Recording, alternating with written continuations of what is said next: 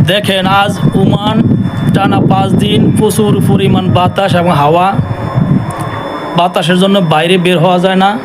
আমার কিছু পেঁপে গাছ আছিল, এই পেঁপে গাছটা দেখেন বাতাসের বাড়ির লগে একদম বানিয়ে লাইছে, বোতা বোতা বানিয়ে লাইছে। এই পেঁপে গাছটা তো আমার পরে 1 মন পেঁপে ছিল, এই চারাটাত পেঁপেটি সব বাতাসের বাড়ির লগে সব নিচে পড়ে গেছে। যখন আরও আছে দেখেন আমার এখানে অনেকগুলো পেঁপের চারা লাগাইছিলাম, দেখেন এই পেঁপে গাছটা তা ছিল ফেরা 2 মন পেঁপের মতো, সব বাতাসের নিচে ঝরে আমার বাড়ির লগে ফালিয়ে দিছে। এই পেঁপে গাছটা তা ছিল ফেরা 10 কেজি, সব শেষ। তো আমার কোনো দুঃখ নাই।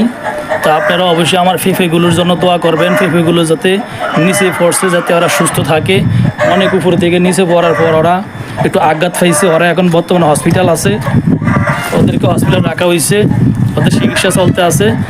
তো আমার পেঁপে গাছ বাতাসে